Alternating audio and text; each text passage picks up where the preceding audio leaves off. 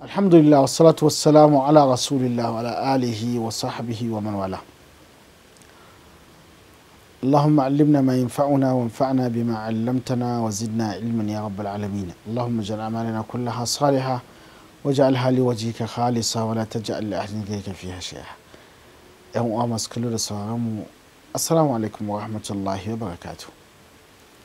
wata Ramadan wata mai falala, wata mai daraja, wata mai albarka, wata mai matsayi a wajen ubangiji da muminai. Makaranta ce wata Ramadan kamar yadda muka ambata da za mu koyi abubuwa. Daga cikin manya-manyan ɗabi'un da za mu koya a cikin Ramadan shine ɗabi'a ta al'imanu bil ghaib aw khashiya bil ghaib, tsoron Allah a ɓoye. Allah ta'ala ya yabi bayan Allah a cikin suratul baqara, yu'minuna bil ghaib, suna imani, ko dai suna imani a ɓoye ko su yi imani da abin da yake ɓoye a wajensu, dukan shi ya ɗauka. Akwai yakhshawna rabbahum bil ghaib, suna tsoron ubangijinsu a ɓoye.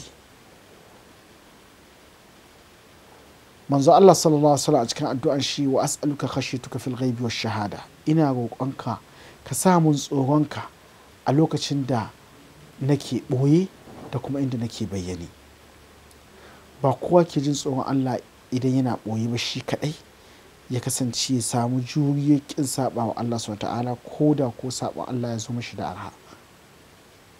So imani a ghaib yana daga cikin abun da za mu koya. Ta yaya? Ramadan ɗin nan ka ɗauki azumi, ka yi daga daman ka shiga cikin ɗaki ka sha ruwa ka ci abinci, ba wanda ya sani, ba wanda ya gani, kuma ba wata alama za ta fito a goshinka idan ka fito akan cewa ka ci abinci ko ka karya azumi. Amma saboda ganin cewa Allah ya sani, Allah yana leƙen abin da kake aikatawa, shi yasa kake jurewa ka ƙi yin shan ruwa, ka koyi ka ƙi saɓa wa Allah a ɓoye, saboda ka san baya so, ka san ya hana wannan al'amari, ka san ibadanka za ta ruguje, sai ka yi juriya. To haka zai koya maka duk sauran abubuwanka na rayuwa. Ka ji tsoron Allah a ɓoye da bayyane. Shin ba a ganin ka ne a wajen kasuwanci, a wajen mi?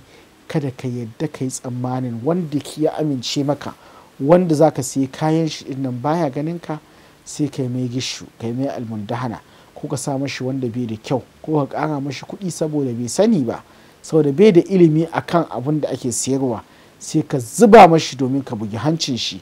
Ya aike ka so kaza akan kaza, ka ce mashi kaza yake.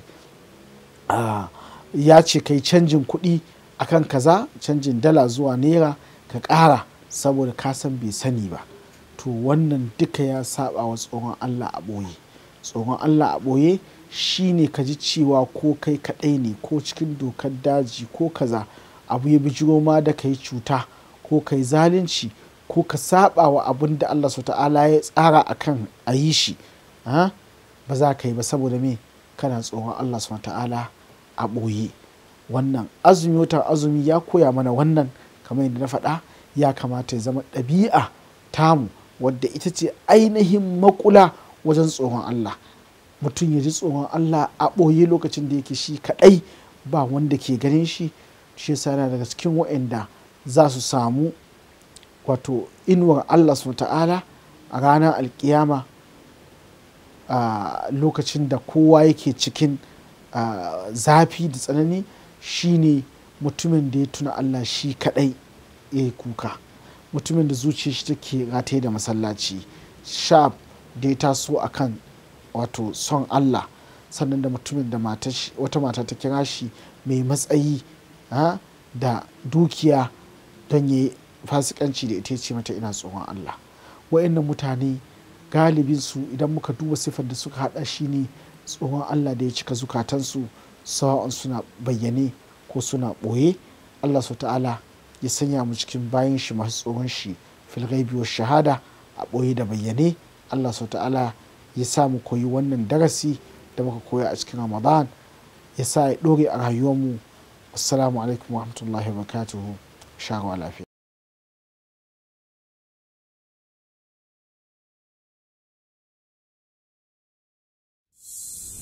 TV3